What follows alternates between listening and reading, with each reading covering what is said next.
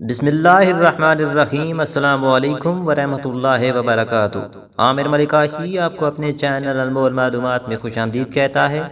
آج ہم جس ٹاپک پر بات کرنے والے ہیں وہ یہ ہے کہ جب حضرت علی رضی اللہ تعالیٰ عنہ کے مجلس میں ایک شخص نے بے فضول سوال کیا تو حضرت علی رضی اللہ تعالیٰ عنہ نے اس کو کیسا جواب دلوایا کہ وہ توبہ پر مجبور ہو گیا۔ تو شروع کرنے سے پہلے اگر آپ نے ابھی تک ہمارا چینل سبسکرائب نہیں کیا تو اس ویڈیو کے نیچے سرخ رنگ کے سبسکرائب بٹن کو دبا کر ساتھ والے گھنٹی کے نشان کو بھی دبانا مت بھولیں۔ تو شروع کرتے ہیں آج کا ٹاپک۔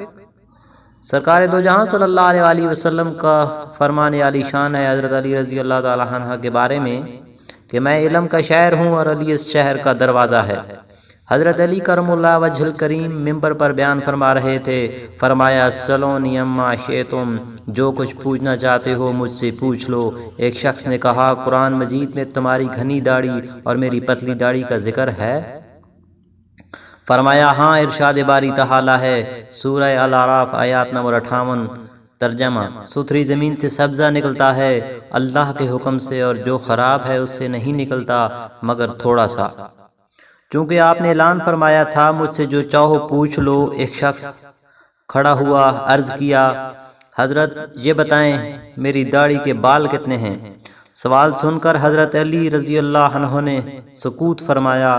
حاضرین پر سناٹا طاری ہو گیا کہ سوال کا جواب حضرت علی رضی اللہ تعالیٰ عنہ نہ دے سکیں گے، اور بعض کہتے کہ جواب دے دیں گے۔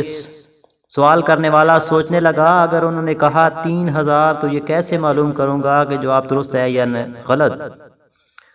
اگر انہوں نے کہا سر کے بالوں کا نصف تو میں سر کے بالوں کی تعداد کیسے دریافت کروں گا؟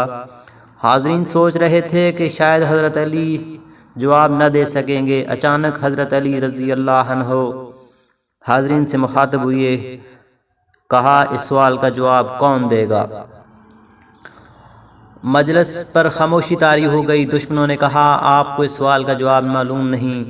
ناداں دوست کہنے لگے علی سے سر اور داڑھی اور بدن کے بال بھی دریافت کرو۔ دانا دوستوں نے کہا جلدی نہ کرو، علی ہمیں بھی سوچنے کا وقت دینا چاہتے ہیں۔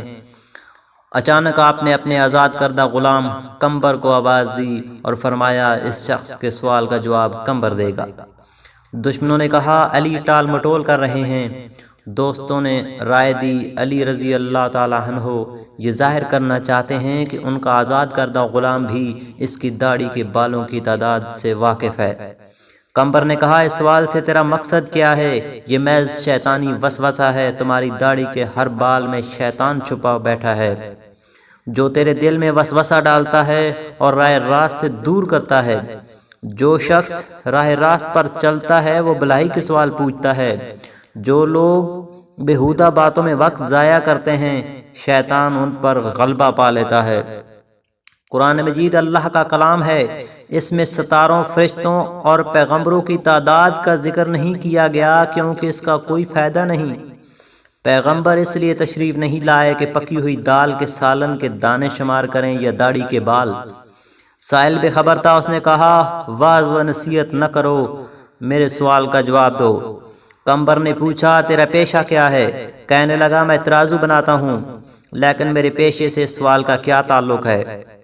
فرمایا اگر عمدہ ترازو بناؤ تو فائدہ ہے، اور اگر بغیر ترازو کے تم چنے اور ماش کی دال کا اندازہ کرو کہ ہم وزن ہیں یا نہیں تو یہ تضیع اوقات یعنی وقت ضائع کرنے کے برابر ہوگا۔ اگر تم سمجھتے ہو کہ تمہارے بالوں کی گنتی تمہارے لیے فائدہ دے سکتی ہے تو میں جواب دیتا ہوں۔ سائل نے کہا فائدے کا مجھے علم نہیں، میں اپنے سوال کا جواب چاہتا ہوں۔ قمبر نے کہا تم اپنا اور دوسروں کا وقت ضائع کرنا چاہتے ہو تو سنو، حساب جانتے ہو؟